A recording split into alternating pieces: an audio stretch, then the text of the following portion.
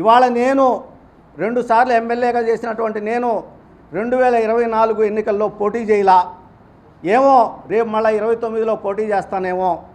కానీ మీరు గుర్తుంచుకోండి, మీరు రేపు రిటైర్డ్ అయితే మీరు మళ్ళీ ఐపీఎస్ కాలేరు. నేను మళ్ళీ రాజకీయాల్లోకి వస్తే ఖచ్చితంగా ఎమ్మెల్యేనో ఎంపీనో అవుతాను, మళ్ళా న్యాయస్థానాల ముందుకు వెళ్తాను. మీరు చేసినటువంటి అవినీతిని చంద్రబాబు నాయుడు గారికి లబ్ధి చేయడానికి మీరు చేసినటువంటి ఈ దుర్మార్గమైనటువంటి చట్ట వ్యతిరేకమైనటువంటి పని మాత్రం నేను ఎండగడతానని చెప్పేసి నేను తెలియజేసుకుంటూ, తప్పులు అందరం చేస్తూనే ఉంటాం. మీ తప్పుల్ని మీరు ఒప్పుకోండి చంద్రబాబు నాయుడు గారు. అదేవిధంగా ఐపీఎస్ సీనియర్ అధికారులైనటువంటి వాళ్ళని కూడా నేను కోరుకుంటా ఉన్నా. ఇంకొక మాట నేను ఇవాళ ప్రజలకు తెలియజెప్పదలుచుకున్నా మీ ద్వారా. ఏమండి, ఎప్పుడైతే 2022లో ఛార్జ్షీట్ వేసిందో అప్పటి సిఐడి, దాంట్లో 164 స్టేట్మెంట్లు ఉంటాయండి. సిఆర్పిసి 164 స్టేట్మెంట్లు ఉంటాయి. అంటే ఒక గౌరవ న్యాయమూర్తి మ్యాజిస్ట్రేట్ గారి ముందు ఆ రోజున ఏమి జరిగింది ఈ కేసులో అనే దాన్ని వాంగ్మూలం ఇస్తారు. ఎవరెవరు ఇచ్చారయ్యా అంటే నాగులపల్లి శ్రీకాంత్ గారు, అదేవిధంగా చెరుకూరి శ్రీధర్ గారు, అదేవిధంగా అజయ్ జైన్ గారు, అదేవిధంగా సిఆర్డీ అధికారులు కొంతమంది, అదేవిధంగా ఏవైతే కంపెనీలు ఉన్నాయో కొన్ని ఈ కన్సల్టెన్సీ కంపెనీలను పెట్టుకొని వీళ్ళు అవినీతి వాళ్ళ ద్వారా చేయించారో వీళ్ళకి అనుకూలంగా వాళ్ళందరూ కూడా గౌరవ న్యాయమూర్తుల ముందు, మ్యాజిస్ట్రేట్ల ముందు 164 స్టేట్మెంట్లు ఇచ్చారు. 164 స్టేట్మెంట్లు ఇవాళ ఏమైనాయి, వాటిని ఏమన్నా మళ్ళా తిరిగి వాళ్ళు ఈ అధికారులు, ఐఏఎస్ అధికారులు అందరూ కూడా తిరిగి అవి మేము తప్పిచ్చాము, ఇవాళ మళ్ళీ పద్ధతిగా ఇస్తామని చెప్పి ఏమన్నా ఇచ్చారా? ఇచ్చుంటే ఇవన్నీ ఎక్కడ ఉంటాయండి? ఆ ఆర్సీఎస్ కాపీలు అన్నాను ఇందాక, రిఫర్డ్ ఛార్జ్షీట్ కాపీలు వాటిల్లో ఉంటాయి. వాటినే నేను అడుగుతా ఉన్నా గౌరవ న్యాయస్థానాన్ని. నేను ఇప్పటికే అఫిడవిట్ వేశాను మా న్యాయవాది జడా శ్రవణ్ కుమార్ గారి ద్వారా. ఒకవేళ ఈ గౌరవ ఏసీబీ న్యాయస్థానం నాకు ఇవ్వకపోతే నేను ఖచ్చితంగా హైకోర్టుని నేను ఆశ్రయిస్తానని చెప్తా ఉన్నా. వీటిలో దోషులు తేలక తప్పదు. ఖచ్చితంగా చంద్రబాబు నాయుడు గారు దోషిగా తేల్తారు, నారా లోకేష్ గారు, నారాయణ గారు అందరూ అని చెప్పి నేను తెలియజేసుకుంటూ, చివరగా మరి చంద్రబాబు నాయుడు గారిని నేను 2 ప్రశ్నలు అడగదలుచుకున్నా.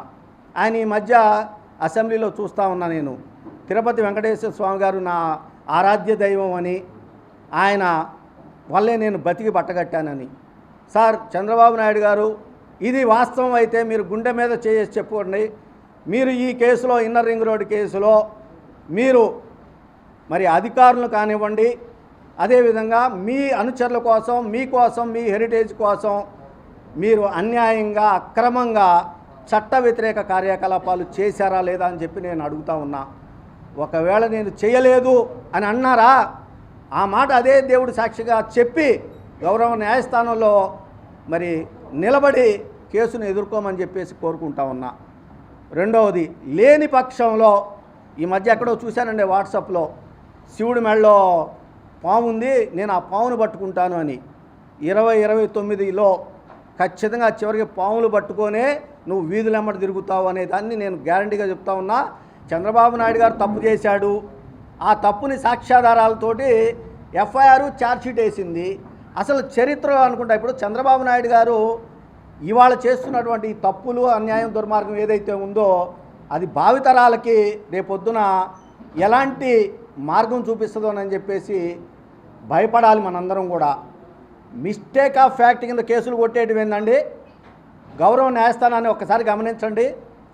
ఒకవేళ ఏదన్నా ఒక చిన్న ఆఫీసులో ఏసీబీ వాళ్ళు రైడ్ చేసి ఎవరన్నా పట్టుకుంటే ఫిర్యాదుదారుడు, లంచం తీసుకున్న ఇద్దరు కూడా ఒకవేళ చట్టానికి తెలియకుండా కోర్టు బయట మళ్ళా ఏకమయ్యి తప్పుడు స్టేట్మెంట్లు గౌరవ న్యాయస్థానం ముందిస్తే కోర్టు ఏమంటుందండి?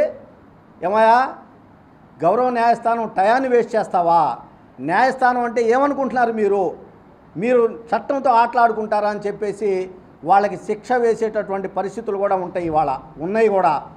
అలాంటిది 500-600 పేజీల ఛార్జ్షీటు రిపోర్టులతోటి మరి 164 స్టేట్మెంట్లతోటి కూడా వేస్తే మిస్టేక్ ఆఫ్ ఫ్యాక్ట్ కింద 2 సంవత్సరాల కాలం గడిచి మరి లక్షల రూపాయలు ఖర్చు పెట్టి అంతకన్నా విలువైనటువంటి తమ సమయాన్ని ఐపీఎస్ అధికారులు పోలీసు అధికారులు వెచ్చించి దొంగలను పట్టుకోవడానికి సాక్ష్యాధారాలు సంపాదించి గౌరవ న్యాయస్థానం ముందు ఛార్జ్షీట్ కూడా వేస్తే ఒక చిన్న మాట మిస్టేక్ ఆఫ్ ఫ్యాక్ట్ కింద కొట్టేయడానికి చంద్రబాబు నాయుడు గౌరవ న్యాయస్థానాన్ని పోలీసుల మీద ఒత్తిడి తీసుకొచ్చి ఈ ప్రయత్నాలు చేస్తూ ఉన్నాడు అని అంటే ఎంత చండాలమైనటువంటి పనికి చంద్రబాబు నాయుడు ఇవాళ ఉపక్రమించాడో గమనించమని చెప్పి కోరుకుంటా ఉన్నా. మీరు చాలామంది మీ మీద ఫిర్యాదు చేసిన వాళ్ళని మీరు ఇవాళ బెదిరించారు, భయపెట్టారు, ప్రలోభ పెట్టారు. వాళ్ళు బయటికి రాలేకపోవచ్చు మీకు భయపడి. నేను భయపడేవాడిని కాదండి. ఎందుకంటే నా మంగళగిరి నియోజకవర్గంలో అప్పుడు ఎమ్మెల్యేగా ఉండగా జరిగినటువంటి అవినీతి కేసుల్లో నేను చివరి వరకు పోరాడతాను. నేను ఇంతకుముందే ఒక విషయం చెప్పాను. నేను మీకు ఐపీఎస్ ఆఫీసర్లు అయినటువంటి రవిశంకర్ అయ్యన్నార్ గారు, అదేవిధంగా హరీష్ గుప్తా గారు ఎక్కడెక్కడ ఎవరెవరిని బినామీలుగా పెట్టి ఆస్తులు సంపాదించారో నేను అన్ని ఎవిడెన్సులు తీసుకొని ఉన్నాను. ఇప్పటికే సమయం ప్రకారం ఆ అవసరం వచ్చినప్పుడు ఇదే మీడియా సాక్షిగా చెప్తున్నా, నేను మీ ముందుకే వచ్చి బయటపడతా. మరొకటి కూడా చెప్తా ఉన్నా, నేను మరి ఫిర్యాదుదారుడుగా ఉన్నటువంటి నా 2 కేసులు అసైన్డ్ ల్యాండ్ పిఓటి యాక్ట్ అండి. కేంద్రం డాక్టర్ బాబాసాహెబ్ అంబేద్కర్ గారు భారతరత్న ఇచ్చినటువంటి చట్టానికి, రాజ్యాంగానికి వ్యతిరేకంగా పనిచేసినటువంటి చంద్రబాబు నాయుడు గారు పేద దళితుల ఎస్సీ ఎస్టీలకు సంబంధించినటువంటి భూములు కొట్టేసినటువంటి కేసు ఒకటి ఉంటే, ఈ ఇన్నర్ రింగ్ రోడ్డు కేసు ఒకటి ఉంటే, ఈ రెండిట్లో ఫిర్యాదుదారుడిని నా మీద కూడా ఎలాంటి ఒత్తిళ్లు తీసుకొచ్చారు, ఎలాంటి ప్రలోభాలు పెట్టారు, ఎలాంటి భయపెట్టారు అనేది ఇది కూడా రాబోయే రోజుల్లో చెప్తాను. చంద్రబాబు నాయుడు గారు మీరు ఎవరెవరి ద్వారా నన్ను సంప్రదించారో, ఏమేం చేయబోయారో అనేది కూడా ఈ 2 గుర్తుపెట్టుకోండి. మీడియా ద్వారా నేను ప్రజలకు చెప్పే రోజు మాత్రం భవిష్యత్తులో ఖచ్చితంగా ఉంటుంది, ఉండాలని కూడా నేను కోరుకుంటున్నానండి. మిగతా వాళ్ళు కూడా చెప్తున్నాను, ఎప్పుడైనా ఫిర్యాదుదారుడు ఎవరైనా సరే కేసుల్లో ఫిర్యాదు చేస్తే చట్టానికి అనుసరించి మీరు న్యాయస్థానాల్లో పోరాటాలు చేయండి. కానీ ఇలాంటి చంద్రబాబు నాయుడు లాంటి దొంగలు, చట్ట వ్యతిరేకులు, అవినీతి పరులకి భయపడి మాత్రం దయచేసి మీరు పనిచేయొద్దని చెప్పి నేను కోరుకుంటూ సెలవు తీసుకుంటాను.